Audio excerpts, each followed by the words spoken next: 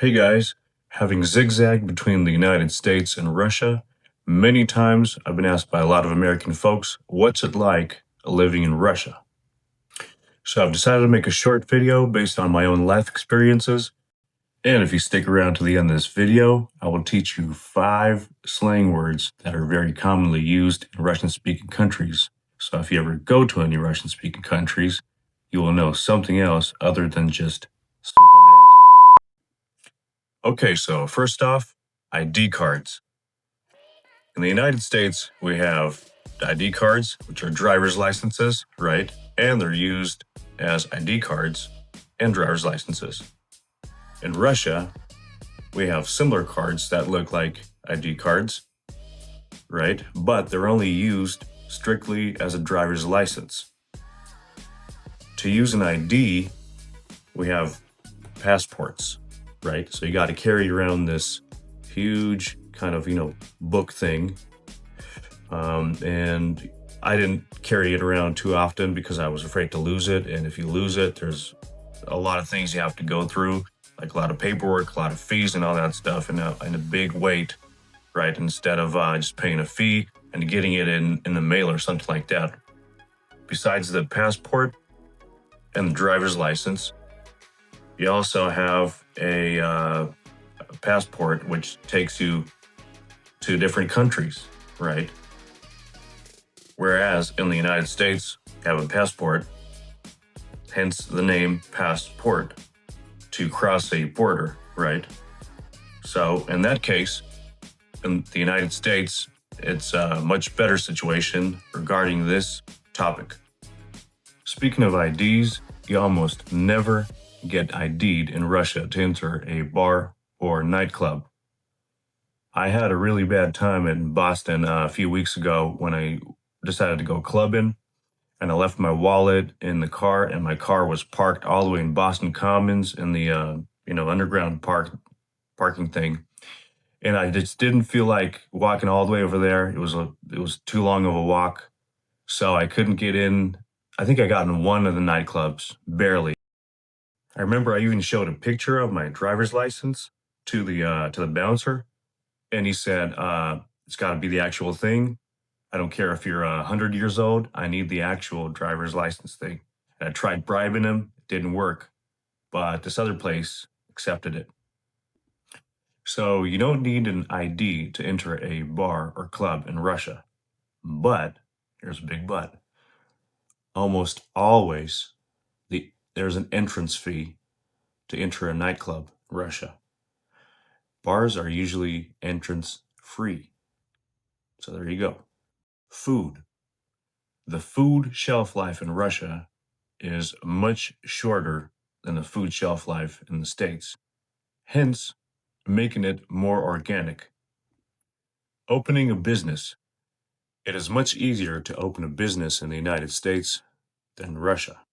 I know this for a fact because my parents still have a business in Russia, and I did have a lot of glances at the huge paperwork they had to obtain, go to different places, pay a lot of money to make the business running. And once they had the business running, they still had to get more and more papers to keep everything going.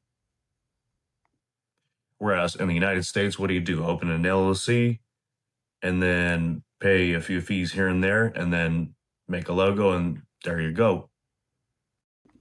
So speaking of businesses, I want to touch upon the topic of shoes and clothes, branded shoes and clothes, the availability and affordability of them in both countries. And I gotta say that in the United States, there's much more affordability and availability of all kinds of branded clothes and shoes, whereas in Russia, it is quite difficult to obtain clothes and shoes at an affordable price.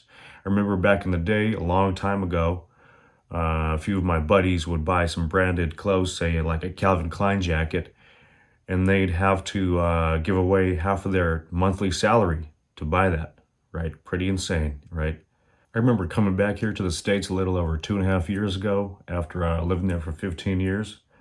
And I came into, Ross, Burlington, TK Maxx, all these places. And I'm like, holy 20 to 30 bucks for a pair of Levi's was just incredible.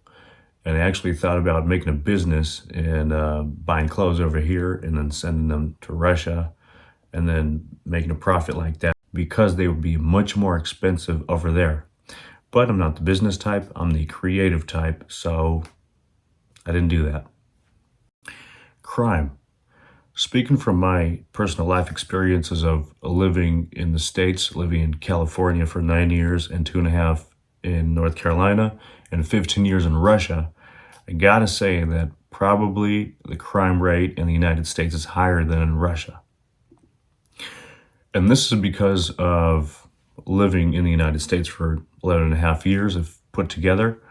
I've been jumped once in childhood living in California, and I've been jumped a second time not too recently ago in North Carolina on Myrtle Beach. In the 15 years that I've been living in Russia, I've never been jumped. In addition to that, growing up in California as a young teen, there was someone was beefing right in front of my house, and I heard gunshots, and then the police came and all that stuff. One time, my sister was robbed when she was working at a Subway. My friend's dad at the time was working as a pizza delivery guy, and he was robbed at gunpoint in California. So with that said, in all the 15 years of life in Russia, not once have I been jumped or mugged or any of my family members or my friends been robbed at gunpoint. And I do gotta say that I wasn't living in Moscow. I was living in Kaluga, which is by Moscow. It's a little town of about 400,000 people, and 4 years in St. Petersburg. And the city of Kaluga has some pretty ghetto areas. And I've been to those areas, and nothing bad happened. Did I get lucky, or was it just guardian angels? I don't know. Right, so I do got a lot of other things to talk about, which I'll be talking about in the next video. So before I get into the fun part of slangs, I want to talk about education, the affordability of college and university in Russia and in the United States. Right, so back in 2014, I got a college degree in Russia in the music field, and here's my diploma. And guess how much it cost me? Nothing. But when I met my cousin a few weeks ago, and he's much older than I, so he started way before me, and he graduated from the University of Syracuse. And when I asked him, hey man, have you paid off your student loan? He said, not yet. So, with that said, it makes me think that there's a link to the crime rate and the affordability of education. What do you think? Let me know in the comments. Alright, so for those of you who have stuck with me to this point, congratulations. We will get to the fun part in a second. Just hit like and subscribe, and let's learn some slang. So the first one is tusovka. It means party or hangout. It's very easy to pronounce it. It's only 3 syllables. Tu, sov, ka. Tusovka. An easy way to remember it would probably be the word tu, soft, and cat. So you could say something like, man, this cat is too soft for a party. He ain't going with us. He ain't going with us to the tusovka. Right, so number 2 is babki. Babki. And that means, and the American alternative would be dead presidents. So it's cash, it's dough, it's money, bucks, babki. And an easy way to remember that is, I'm sure you guys know the word babushka, right? So imagine a granny with an AK-47, and she's hustling, and she's got a lot of dough. Babki. And it's very important to put the stressed syllable on the first vowel sound. Babki. There you go. Number 3. Жесть. Жесть. This word is used to express great surprise or something very unpleasant. It is pronounced in 2 syllables. Жесть. Жесть. Right, this word sounds like the first part of the word gesture, right? So imagine some Italians looking at someone cutting up spaghetti and putting ketchup in it. And they would say something like, "What are you doing, jest?" Number 4, gaif. Gaif. And this one is a short word like the one before it.